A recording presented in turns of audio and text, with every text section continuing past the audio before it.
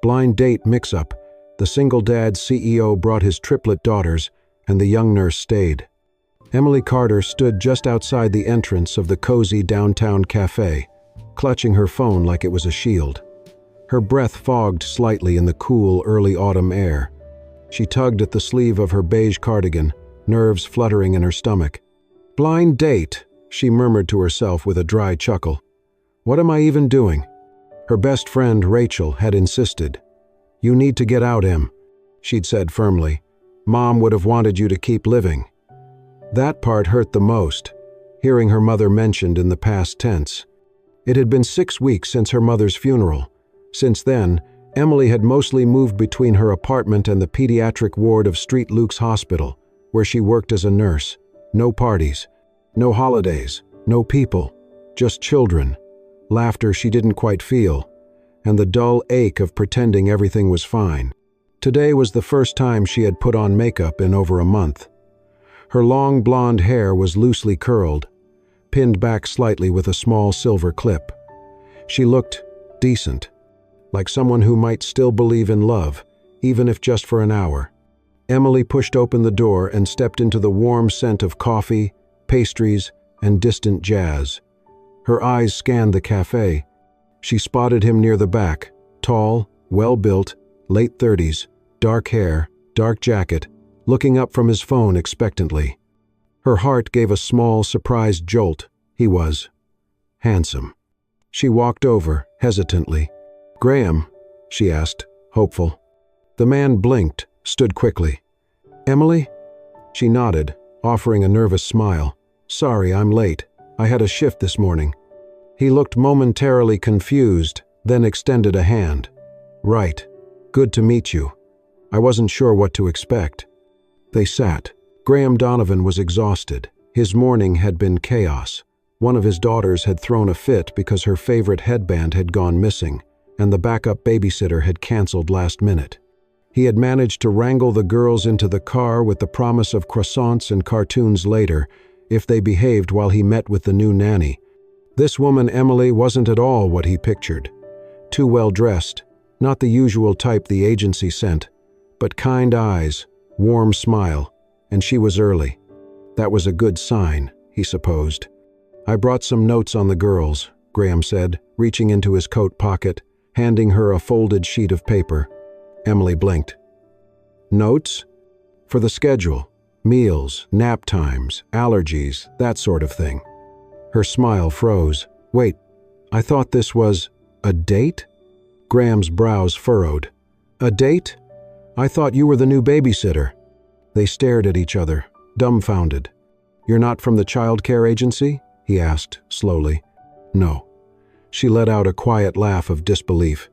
"My friend set me up. She said you'd be wearing a black jacket and sitting by the window, I thought." "Blind date mix-up?" he offered, managing a small chuckle. Emily pressed a hand to her forehead. "Oh my God, this is so embarrassing." Before either could react further, a sudden burst of laughter and tiny footsteps echoed through the cafe. 3 little girls in identical pink dresses came running toward them from the restroom hallway, their curly hair bouncing, their shoes tapping excitedly against the floor. "Daddy," Lily called. "There you are," Sophie squealed. "I found the sink that makes foam," Mia announced proudly. Then they saw Emily. All 3 girls stopped abruptly, wide-eyed. Then, in perfect unison, they gasped and ran straight to her. "Mommy!" they cried out, hugging her legs, burying their faces in her skirt. Emily froze. Graham stood, stunned. Emily shifted in her seat, cheeks flushed with embarrassment. "I should go," she said quietly, rising halfway. "I'm so sorry for the confusion." But before she could step away, a small hand tugged at her wrist. Lily stood there, her brown eyes wide and glossy. "Please don't go," she whispered. "You look just like our mommy, the one in our dreams." Emily froze. Sophie and Mia stood behind Lily, their expressions hopeful, fragile. For a moment, the air between them was still, delicate, as though one wrong word might shatter the spell. Graham opened his mouth to explain, but Emily slowly bent down until she was eye level with the girls. She smiled, softly, genuinely, the first real smile she had allowed herself since her mother's funeral. "Well then," she said gently, brushing a stray curl from Lily's forehead. "Maybe, just for today, I can be your dream mommy." The girls beamed. Graham blinked, caught off guard not only by the girl's intensity, but by how natural this woman looked beside them. "You don't have to." "I want to," Emily said softly, not taking her eyes off the children. Back at Graham's home, the living room buzzed with laughter. The house was warm, filled with the soft clinking of plates and the occasional squeal of delight. Emily watched the girls closely, each of them revealing a little piece of their personality without knowing it. Mia, the quiet one, clung to the side of the couch, peeking out from behind a pillow. Her fingers curled nervously around the hem of her dress. Emily knelt beside her. "Hey, sweetheart," she said. "Looks like you've got some jam on your cheek." Mia nodded shyly. Emily reached into her purse and pulled out a tissue. She dabbed the sticky spot, then smiled and took the ketchup bottle. "Watch this." She squeezed a bit onto a slice of bread and drew a tiny face, 2 dots, and a smile. Mia's lips twitched, then she giggled. Meanwhile, Sophie was hopping around the kitchen, her pigtails bouncing, the bow on her dress completely untied. Emily gently caught her hand. "Let me fix that, princess." As she retied the ribbon, Emily softly hummed an old lullaby, one she used to sing to her younger brother before their lives had changed. Sophie stood still, eyes dreamy. At the table, Graham reached for the plates. "I can help with." Emily stopped him with a light touch on his arm. "You've done enough for today, Captain Dad. Let the kitchen commander take over." He chuckled, reluctantly sitting down as the girls gathered around. Emily served the food with care, equal portions, arranged just so, and told them a story as she did. Once upon a time, there was a magical land ruled by the brave Carrot Princess. She wore a gown made of mashed potatoes and had broccoli dragons for pets. The girls burst into laughter, mouths full, eyes sparkling. When Mia began to cough from a giggle gone wrong, Emily moved fast, sliding her chair next to Mia's, rubbing her back gently, voice calm and low. "Shh, slow down, little bunny. I'm right here. All is okay." The moment passed. Mia nodded, leaning against her. Graham watched it all, silent. Something in his chest ached. His daughters had known care before, but not this, not her. After dinner, as Graham cleared the table, Lily tiptoed into the living room, clutching something in her arms. She approached Emily cautiously. "This is Teddy," Lily said, holding out a well-loved stuffed bear with one ear nearly torn off. "He's sad. His ear hurts. Can you fix him?" Emily took the bear as if it were the most important patient in the world. "Of course I can." From her purse, she pulled out a small sewing kit, standard in every nurse's bag, and sat cross-legged on the floor. The girls watched as she threaded the needle, carefully stitched the ear back on, and then kissed the mended spot. "There," she said, cradling the bear. "Teddy's good as new. He'll sleep well tonight, just like his 3 princesses." The girls squealed and hugged her. A little while later, Graham walked back in with the last of the dishes. He paused in the doorway. There, on the couch, Emily sat with all 3 girls curled up beside her. Sophie lay half asleep against her shoulder. Mia clung to her side. Lily leaned across her lap, eyes fluttering shut. Emily's arms wrapped around them like she had done it 1,000 times. She looked up and saw Graham watching. Their eyes met. She whispered, almost to herself, "It has been so long since I felt alive." It had been a week since the unexpected afternoon that shifted something deep in Emily's chest. She had gone home that night replaying every smile, every touch, every giggle that had spilled out of those little girls like sunlight through shutters long closed. She told herself it was just a one-time thing. But today, standing in front of Graham's porch with a small tote bag in her hand, her heart beat faster than she wanted to admit. Inside the bag were Sophie's pink hair clip, a folded napkin with Lily's crayon drawing of Queen Emily, and a pair of tiny socks Mia had kicked off without notice. She rang the bell. Maybe he would not be home. Maybe someone else would answer. Maybe... The door swung open, and all three girls shrieked at once. "Emily!" They barreled into her like a wave, arms around her waist, giggles bubbling from their lips.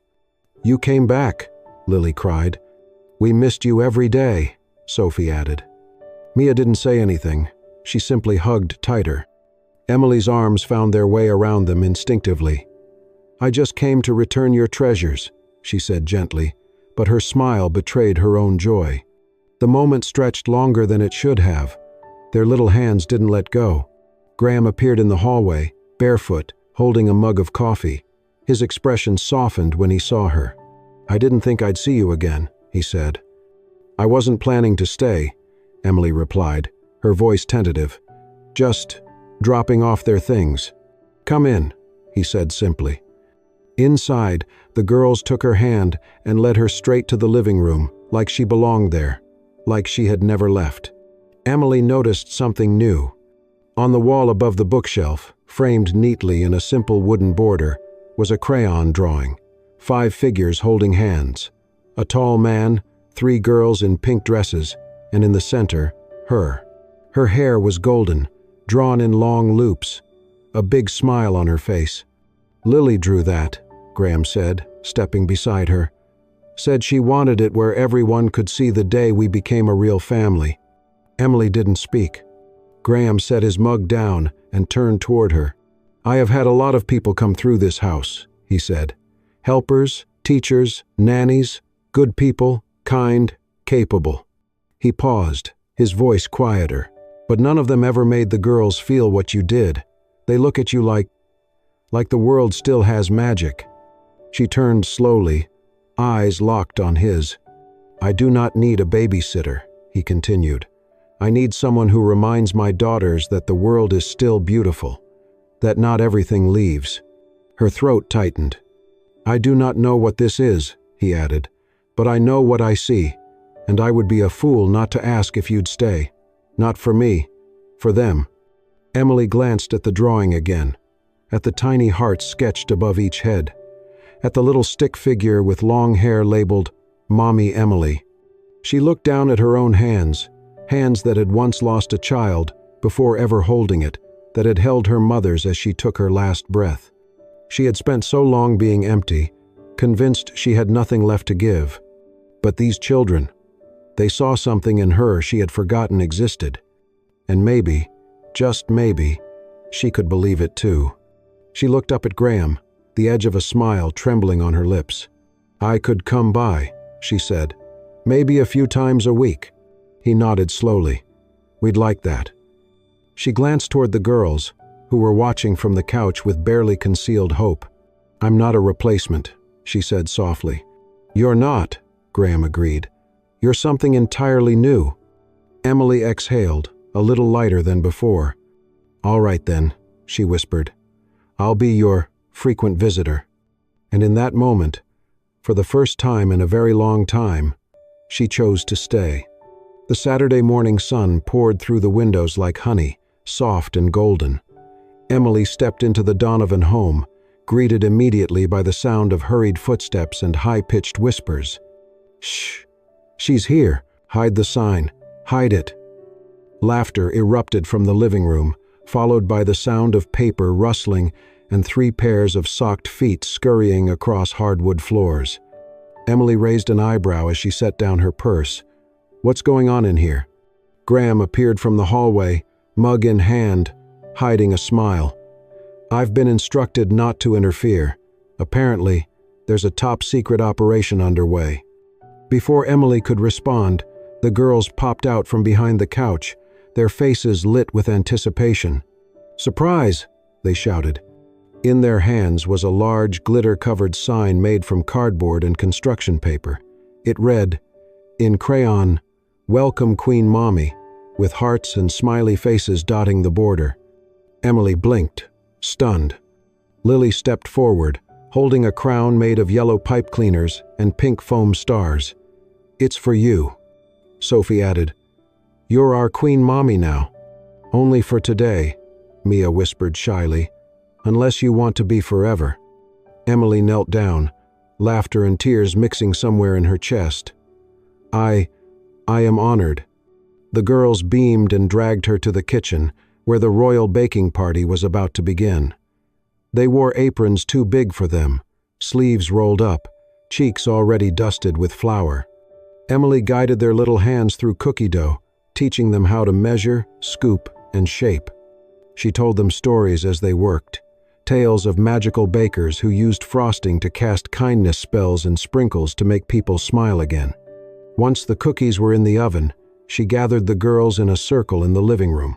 "Now, I have something for you too," she said, pulling 3 small rubber balls from her bag, each one soft and colorful. "These," she explained, "are your feeling balls. When you feel sad, angry, scared, even happy, you can squeeze them tight and tell them how you feel. Then, let it go, okay?" The girls nodded solemnly. She handed them out one by one, looking into each pair of eyes as she did. It's important to talk about what's inside. Even princesses need help sometimes. From the hallway, Graham watched quietly, leaning against the wall. His gaze lingered on Emily, how naturally she moved, how gently she spoke, how deeply the girls trusted her.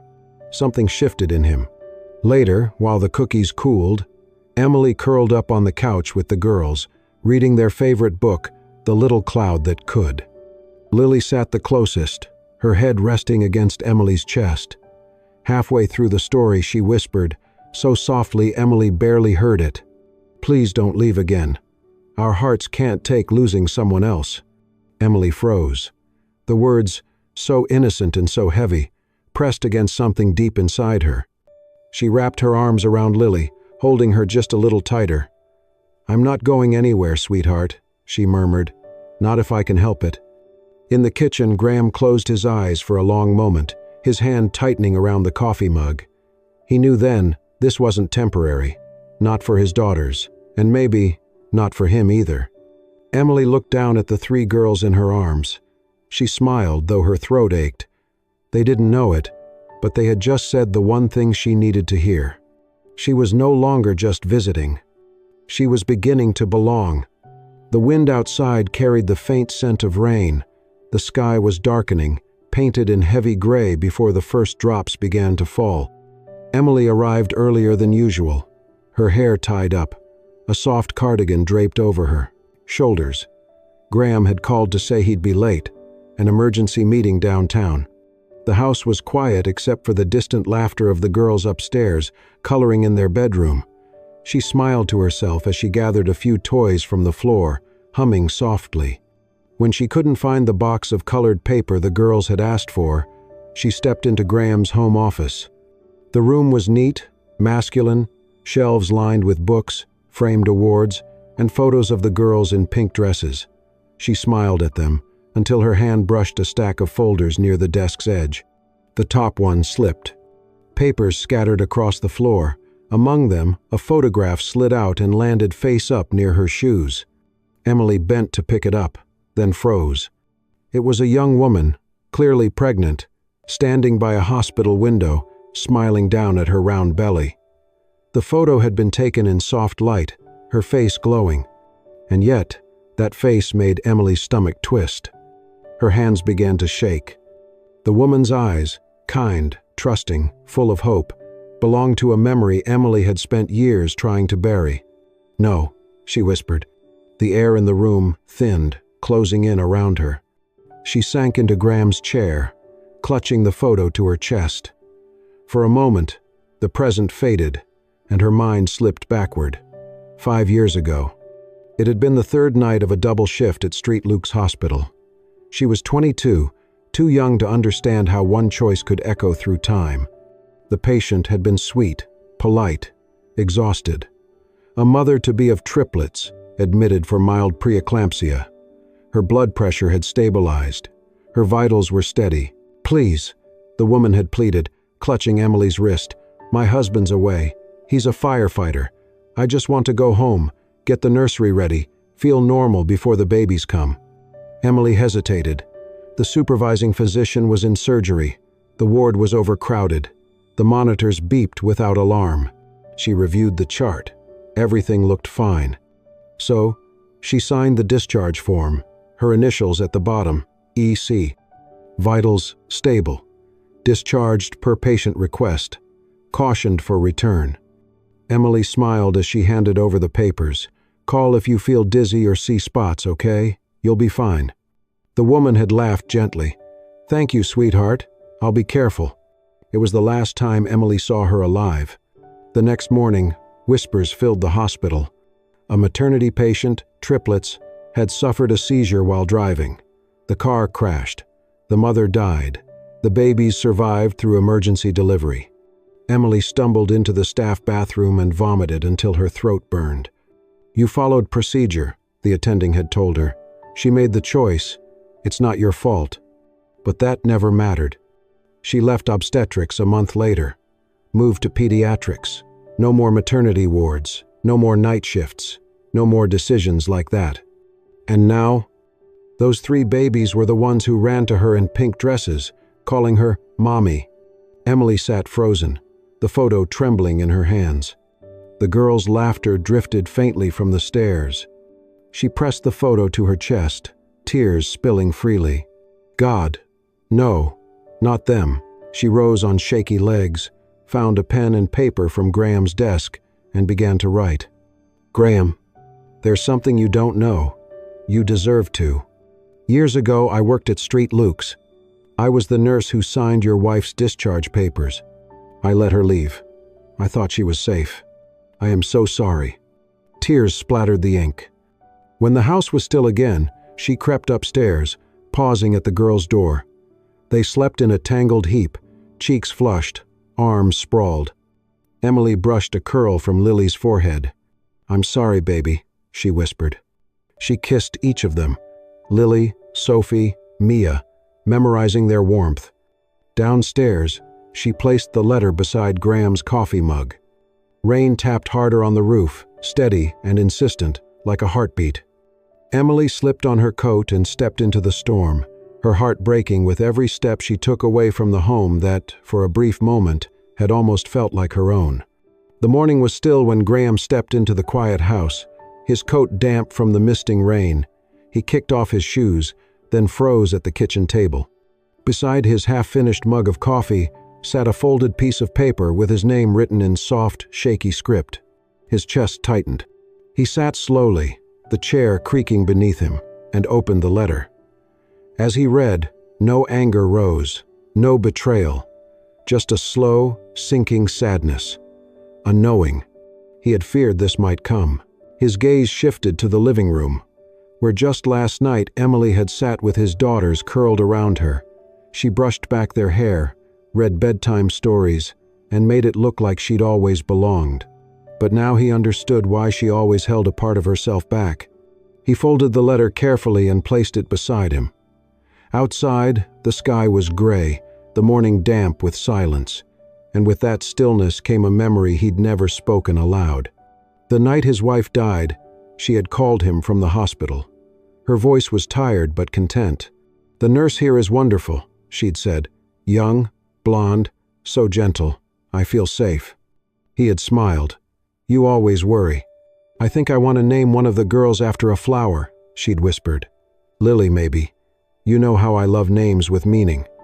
"I love you," he'd told her. She laughed. "Kiss me through the phone, Graham Donovan. I miss you."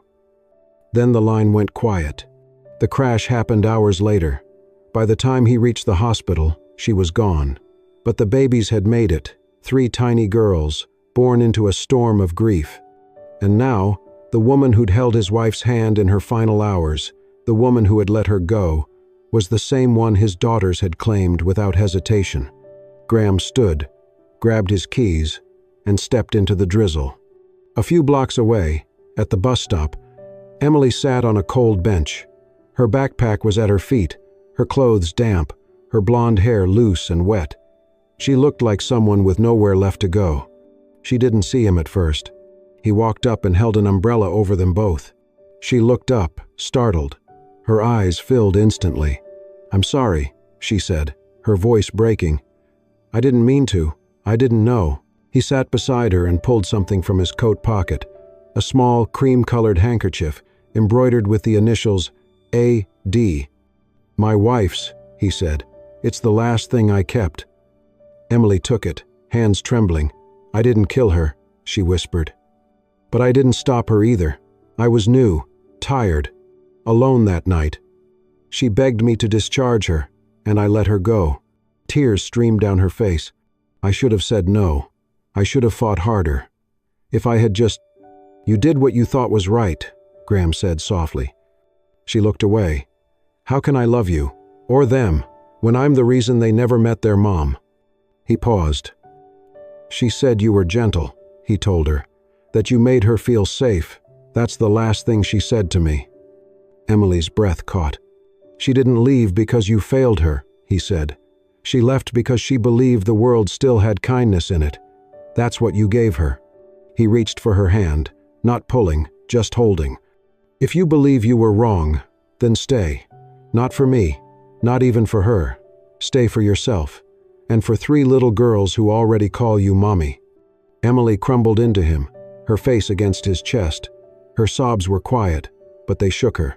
Grief that had lived in her bones for 5 years finally spilled free, and in his arms, she forgave herself. Later, they walked home in silence. The rain had turned to mist. As they stepped through the gate, the front door burst open. Emily, Sophie shouted. All 3 girls tumbled down the steps in pink dresses and threw themselves into her arms. I knew you'd come back, Lily said. We saved you a cookie, Mia whispered. Emily dropped to her knees, hugging them tightly. No, she said softly. Mommy's not going anywhere. Mommy's home. The morning sun filtered gently through amber-colored leaves, casting golden patterns across the quiet park path. It was a perfect autumn day, calm, clear, and still. Emily walked beside Graham, their hands brushing occasionally as the 3 little girls skipped ahead, chasing each other through falling leaves. Graham slowed as they reached a quiet corner of the park. Emily noticed the shift in his eyes, a softness, a memory. She used to come here, he said, when she was pregnant. We had a beagle then, this bench. He touched the worn wood, her favorite spot. Emily nodded, holding the bouquet a little tighter. A bundle of wild white daisies, tied with pink ribbon. The girls had once whispered to her, "That's what Mommy loved, daisy flowers." From the park, they walked to a nearby cemetery. The girls stayed behind with a family friend, sensing this moment was meant only for 2. The headstone was simple and lovely. Amelia Donovan, it read, "Beloved wife and mother, a light we still follow." Emily stood quietly, then stepped forward and knelt beside the grave. She laid the daisies down, brushing her fingers over the smooth stone. "I'm sorry," she whispered, "for not keeping you safe. I didn't know it was you. I didn't know how much it would matter, but it does. It always will." She looked up, her eyes glistening, not with guilt, but something more sacred. "I'll love them like you would have. That's my promise." Behind her, Graham listened in silence. Then, gently, he stepped forward. "I never told anyone," he said. "But the last time we spoke, she told me. If she couldn't walk this road with me, she hoped I'd find someone kind enough to love all 4 of us." Emily turned to him, tears streaking down her cheeks. "She didn't say perfect," he added.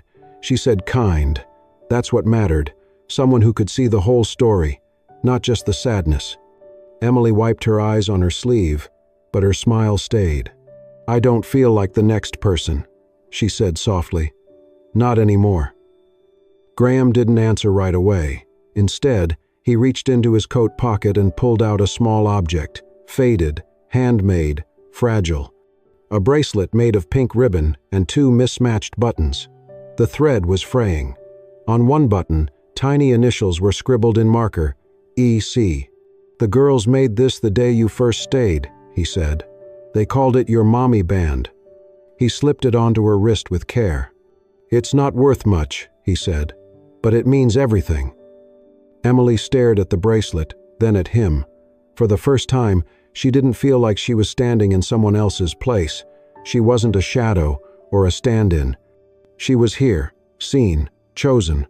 She reached for his hand and laced her fingers with his. "I'm not perfect," she whispered.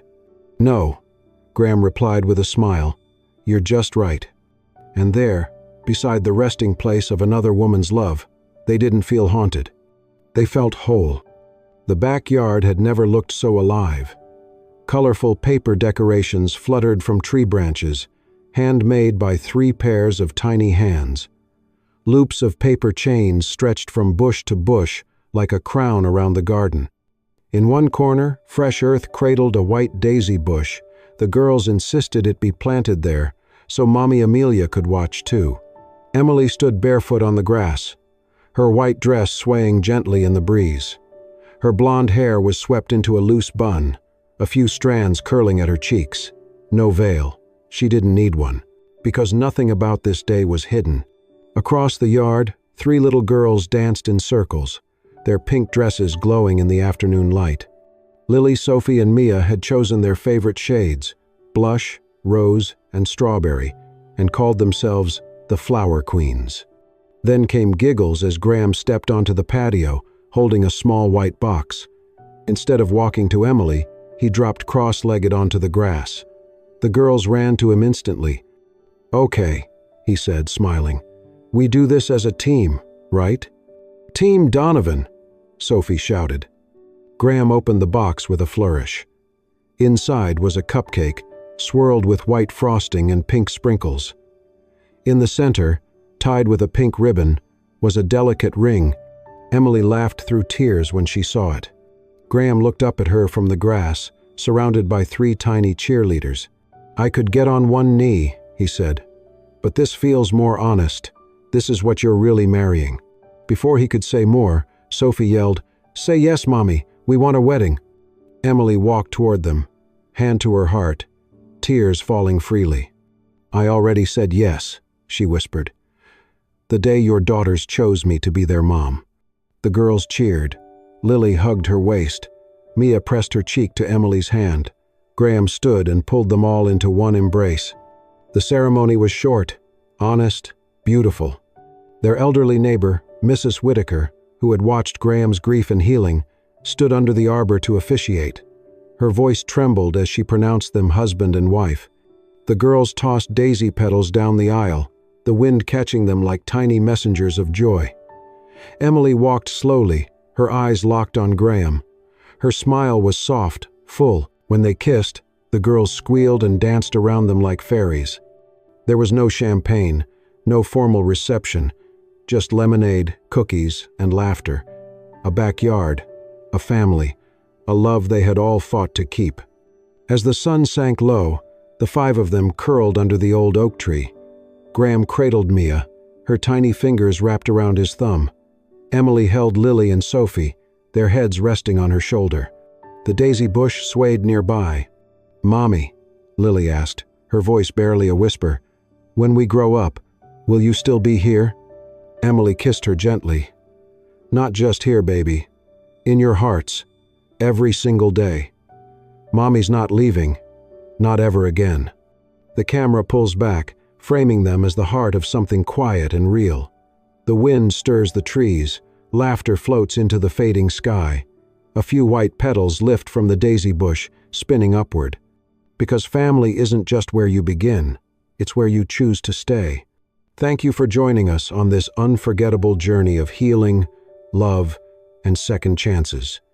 If this story touched your heart, even just a little, don't forget to like, subscribe, and hit the hype button to support the Soul-Stirring Stories channel.